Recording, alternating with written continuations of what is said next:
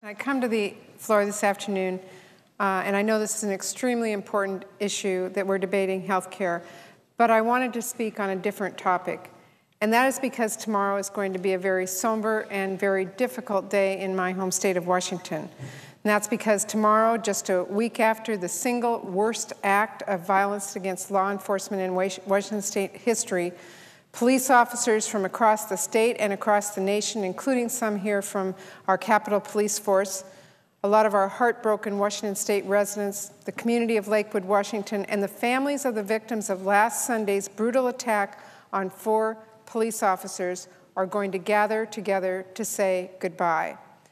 Tomorrow's memorial in my home state of Washington of the 4 officers killed on the morning of November 29th will begin with a procession that leaves from just steps away from the coffee shop that was the site of that senseless and cowardly attack.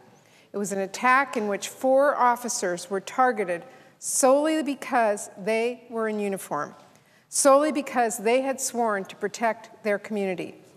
The procession will then weave its way through that very community, Lakewood, Washington. It's a community that has been devastated by this tragedy.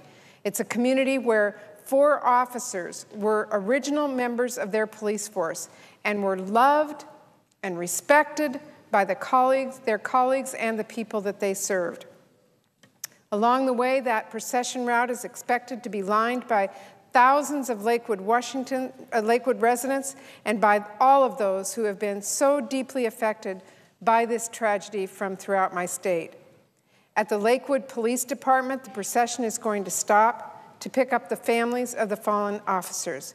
Those are families who together now include 9 children who are left without a parent, family whose grief is very difficult to imagine. That procession will end at a service that is expected to be attended by more than 20,000 law enforcement officers from every corner of my state and from throughout the nation. It's going to be an emotional end to a week that has really rocked my home state. It will also be a farewell for 4 police officers who devoted and ultimately gave their lives to protect others. You know, Mr. President, law enforcement is not for everyone. In fact, it takes a very special kind of person to be willing to wake up each day motivated and ready to be on the line in protection of people standing between dangerous criminals in our neighborhoods and our people. But in the case of Sergeant Mark Reninger, Officer Gregory Richards, Tina Griswold, and Ronald Owens, it's easy to see where they got their motivation from. When you hear their life stories, it's clear that to a person, these were officers who, above everything else, were dedicated to family. They were officers who knew that the work they did protected those they loved and families just like theirs. In a telling quote this week, a fellow Lakewood officer described his fallen colleagues by saying that they were, quote, executed because they were cops, but that none of them saw their own lives that way. Instead, he said they saw themselves first and foremost as family men and women. For these 4 police officers, any reminder of just how critical the duties they performed each day came when they went home each night. Mr. President, Officer Greg Richards leaves behind a wife and 3 children. He was an 8-year veteran who served in the Kent Police Department before he joined the Lakewood Department. In memorials, he has been described as a glass-half-full guy, someone who made things better for the people around him. His wife, Kelly, has talked this week about his passion for music and his job and, of course, his family. Officer Tina Griswold leaves behind a husband and 2 children. She was a 14-year veteran who served in the police departments in Shelton and Lacey before she joined the Lakewood Police Force in 2004. She stood proudly at 4'11", but as her colleagues said many times, she wouldn't back down from anyone. She was a member of the riot response team. She was a hard-charging officer and a mom who loved her job and her family. Officer Ronald Owens leaves behind a daughter. Owens followed his father into law enforcement and was a 12-year veteran who served on the Washington State Patrol before moving to the Lakewood Police Department.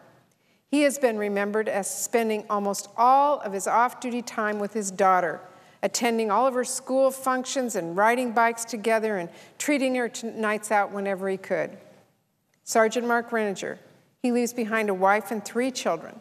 He was a veteran who wore the uniform of the United States before putting on the uniform of the Tukwila Police Department in 1996. He joined the Lakewood Police Department in 2004. He was an Army Ranger and has been described as having the kind of natural leadership abilities that put other officers at ease in difficult situations. He was a SWAT team trainer, known for his enthusiasm for his job. But he was also remembered this week for the joy that family brought him, whether it was trips to Mariners games or family vacations to Mount Rainier. Mr. President, this was a senseless and brutal killing, and it specifically targeted the people who sacrifice each day to keep all of us safe. This terrible crime has not only left the families of the victims shattered, but it has shattered our sense of safety and has left an entire community in disbelief. It was also part of a shockingly violent month for my state's law enforcement community that also included a senseless attack on October 31st, which killed Seattle police officer Timothy Brenton and left another officer, Britt Sweeney, injured. You know, these attacks remind all of us of the incredible risks our law enforcement officers take each day, and that even when doing the most routine aspects of their jobs, our law enforcement officers put themselves on the line for our safety. Already this year, more than 100 police officers across this country have given their lives while serving to protect us. Each of these tragedies sheds light on just how big a sacrifice our police officers make in the line of duty. But these most recent attacks in my home state also offer an important reminder that our officers are always in the line of duty, even when they're training other officers or out on routine patrol or simply having coffee. Mr. President, there's no doubt that these senseless attacks have left many law enforcement officers across my state and our country feeling targeted. But there's also no doubt that their willingness to put themselves on the line to protect all of us will continue unshaken. That is a testament to the commitment they make to serve and protect us every day. And it should remind all of us that these brave men and women deserve all the support we can provide to keep them safe. Mr. President, as my state prepares to say goodbye to these 4 heroes, I want to again extend my condolences and the condolences of the entire United States Senate to their families. Our law enforcement professionals put themselves between us and danger every day. Right now, in light of such horrible events, we hold them even closer in our own thoughts and prayers.